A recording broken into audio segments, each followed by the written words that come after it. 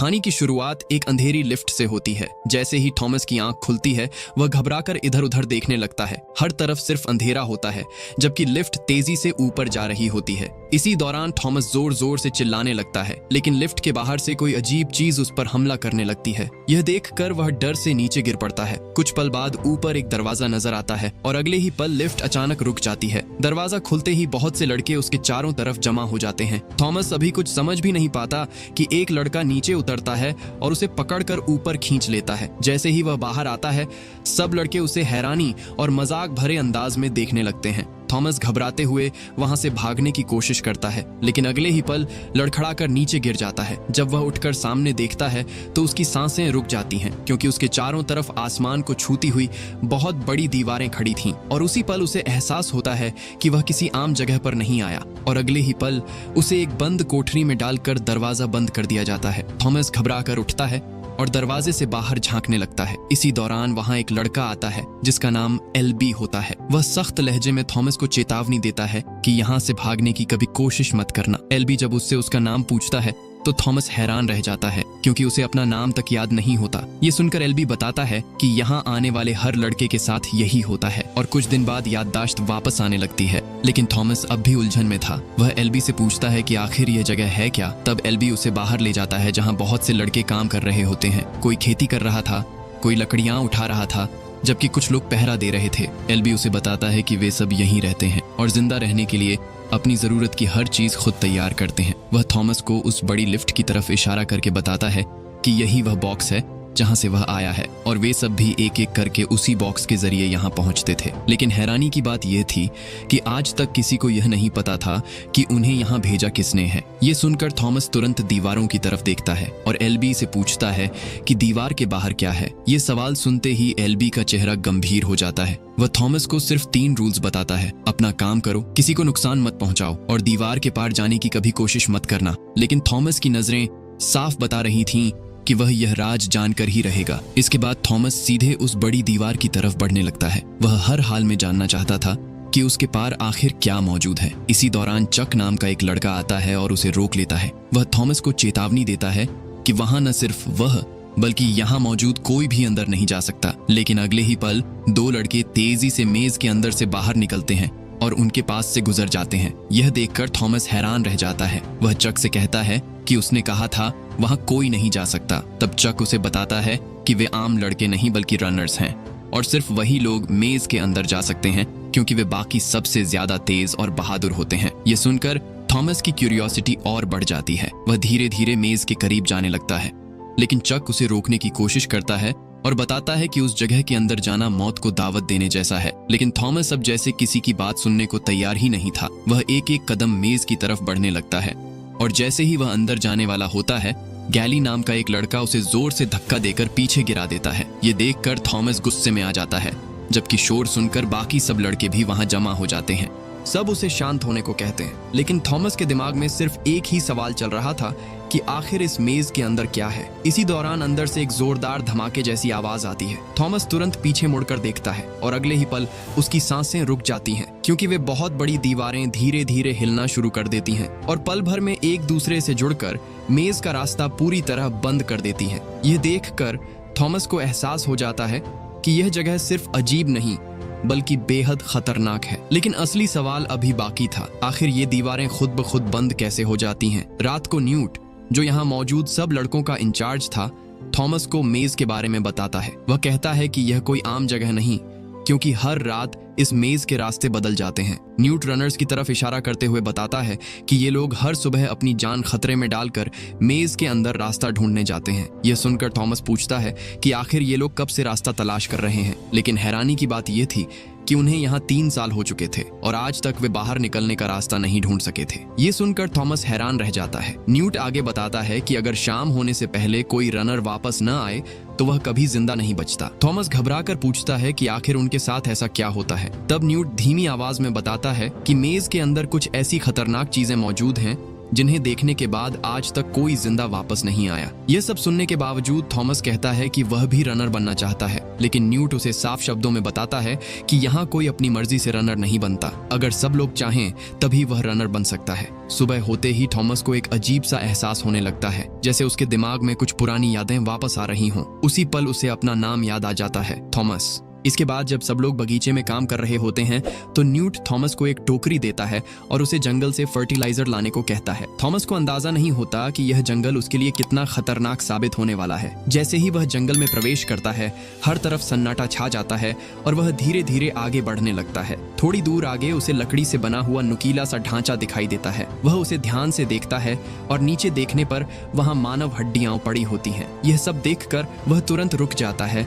और गहरे सदमे में आ जाता है। जैसे ही वह पीछे मुड़ने वाला होता है, उसी समय उसके सामने एक रनर आ जाता है। वह तेजी से सांस ले रहा होता है और बेहद डरा हुआ और बेकाबू लगता है। थॉमस उसे सामान्य समझकर आगे बढ़ने लगता है, लेकिन अचानक वह रनर उस पर हमला करके उसे जमीन पर गिरा देता है। वह उसे जोर से पकड़ लेता है और कहता है कि उसने थॉमस को देखा है और यह सब उसी की वजह से हुआ है। थॉमस अपनी जान बचाने की कोशिश करता है और पास पड़ी मानव खोपड़ी उसके सिर पर मार देता है। किसी तरह वह खुद को छुड़ाकर भागने लगता है, लेकिन वह रनर उसके पीछे लग जाता है। थॉमस जोर जोर से चिल्लाने लगता है और उसकी आवाज न्यूट तक पहुंच जाती है। आखिरकार थॉमस जंगल से बाहर निकल आता है, लेकिन उसी पल वह रनर उसे फिर से पकड़कर नीचे गिरा देता है। वह उस पर हमला करने ही वाला होता है कि न्यूट एक जोरदार भाला मारकर उसे गिरा देता है और बाकी लड़के उसे मजबूती से पकड़ लेते हैं। एल्बी उसके शरीर को देखने के लिए कहता है। जब वे उसकी शर्ट उतारते हैं तो उसके शरीर में एक अजीब सा वायरस तेजी से फैल रहा होता है। एल्बी कहता है कि इसे कैद खाने में बंद कर दो। इसके बाद थॉमस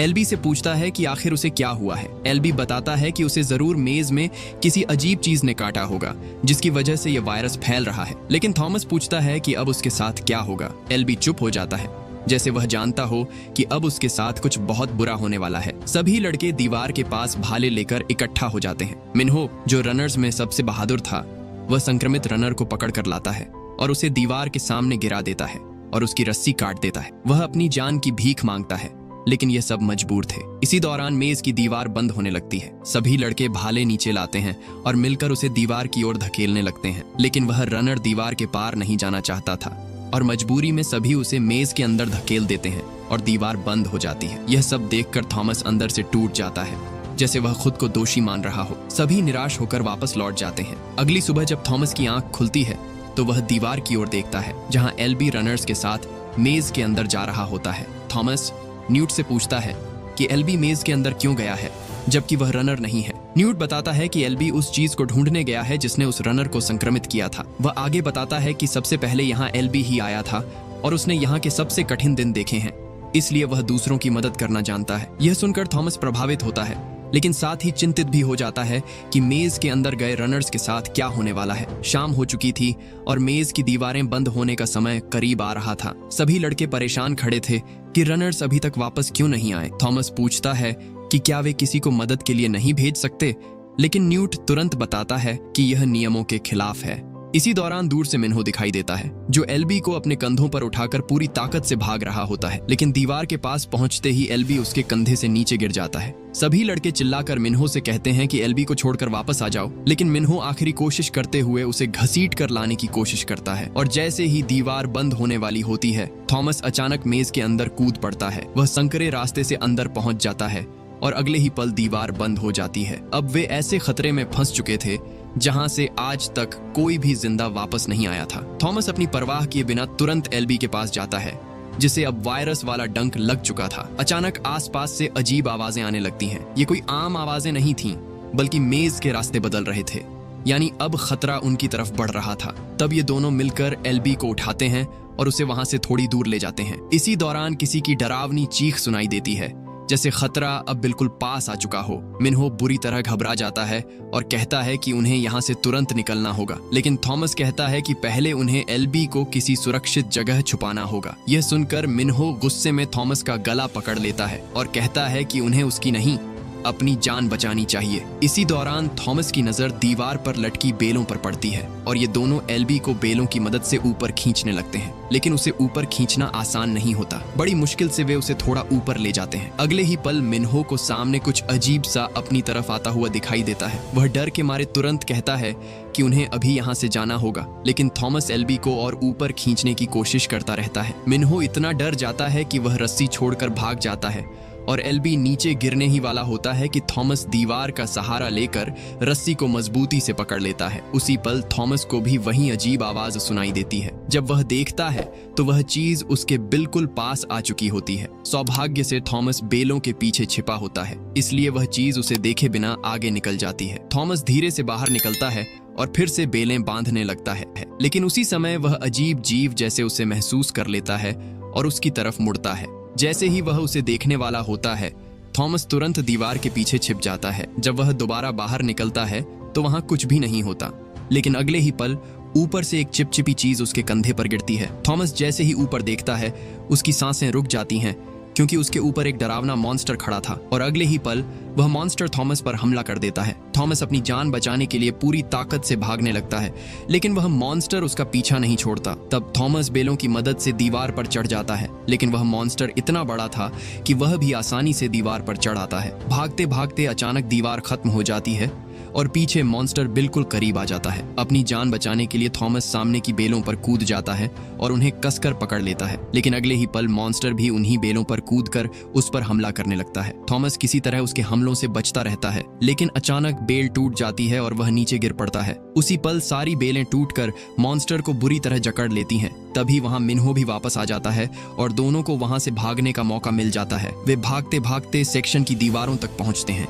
जहां दीवारें बंद होने लगी थीं। उसी पल थॉमस अचानक रुक जाता है, जैसे उसने कोई फैसला कर लिया हो, और अगले ही पल मॉन्स्टर उनके बिल्कुल करीब आ जाता है। तब थॉमस जानबूझकर उसे अपने पीछे लगाते हुए दीवार की तरफ भागने लगता है। सेक्शन का दरवाजा बंद होने ही वाला होता है कि थॉमस आखिरी पल में दीवार के पार निकल जाता है और मॉन्स्टर वहीं दीवारों के बीच बुरी तरह कुचल जाता है। दूसरी तरफ सुबह के समय जब मेज की दीवार खुलती है तो सभी लड़के वहां इकट्ठा हो जाते हैं, लेकिन उन्हें अंदर कोई भी दिखाई नहीं देता।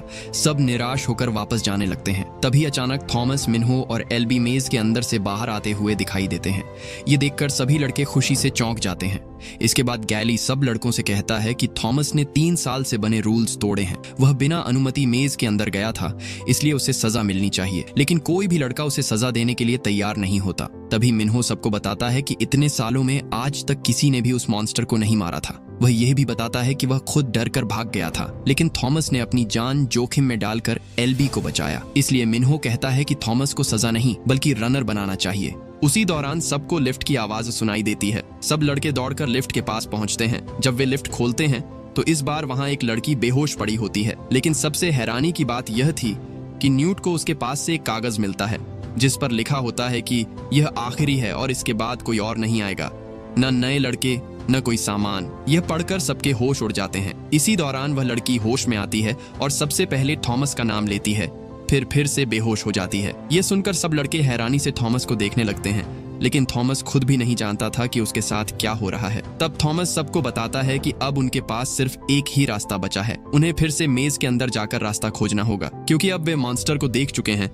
और पहली बार कोई जिंदा वापस आया है, यानी अब उनके पास आखिरी उम्मीद है। इसलिए मिन्हो थॉमस की बात मान लेता है। अगले दिन वे दोनों दूसरे रनर के साथ फिर से मेज के अंदर चले जाते हैं। वे वहां पहुंचते हैं जहां मॉन्स्टर बुरी तरह मरा पड़ा होता है। तभी थॉमस को उसके शरीर के अंदर कुछ अजीब दिखता है। वे मॉन्स्टर को खींचकर बाहर निकालते हैं, लेकिन अचानक खींचने वाला हिस्सा टूट जाता है। तभी मिन्हो को उसके अंदर एक अजीब सा ट्रैकर मिलता है जिस पर नंबर 7 लिखा होता है। इसके बाद वे सब वापस आ जाते हैं। थॉमस वह ट्रैकर न्यूट को देता है और बताता है कि जिसने उन्हें यहाँ कैद किया है उसी ने ये मॉन्स्टर्स बनाए हैं, और अगर उन्हें यहाँ से निकलना है तो उन्हें फिर से मेज के अंदर जाना होगा। लेकिन गैली अब भी थॉमस की किसी बात पर विश्वास नहीं करता और कहता है कि उसने रूल्स तोड़े हैं और वह रनर नहीं है। लेकिन न्यूट जानता था कि थॉमस के आने के बाद पहली बार उन्हें यहाँ से निकलने की उम्मीद मिली है, इसलिए वह थॉमस को रनर बना देता है। यह देखकर गैली गुस्से में वहां से चला जाता है। इसके बाद मिन्हो थॉमस को जंगल में एक छुपी हुई जगह पर ले जाता है जहां उसने पूरे मेज का नक्शा बनाया हुआ था। मिन्हो बताता है कि उसने मेज के हर कोने को देखा है, लेकिन आज तक बाहर निकलने का कोई रास्ता नहीं मिला। यह सुनकर थॉमस के होश उड़ जाते हैं। लेकिन मेज का यह सच बाकी लड़कों को नहीं पता था, क्योंकि अगर उन्हें यह पता चल जाता तो उनकी आखिरी उम्मीद भी खत्म हो जाती। लेकिन मिन्हो कहता है कि अब उनके पास उम्मीद मौजूद है और यही ट्रैकर उन्हें रास्ते तक ले जाएगा। लेकिन अभी उन्हें यह नहीं पता था कि यह ट्रैकर उन्हें किस बड़ी मुसीबत में डालने वाला है। इसके बाद मिन्हो थॉमस को मेज के सेक्शंस के बारे में बताता है। वह बताता है कि पूरा मेज 8 सेक्शंस में बंटा हुआ है और हर सेक्शन हर दिन बदलता है, और इन्हीं बदलते हुए सेक्शंस की वजह से रास्ता भी हर दिन बदल जाता है। इस मूवी का अगला पार्ट और भी ज्यादा खतरनाक होने वाला है। अगर आपको इसका अगला पार्ट जल्दी चाहिए तो कमेंट करें। अगर चैनल पर नए हैं तो चैनल को सब्सक्राइब करें और वीडियो को लाइक करें। तब तक हम मिलते हैं इसके अगले पार्ट में।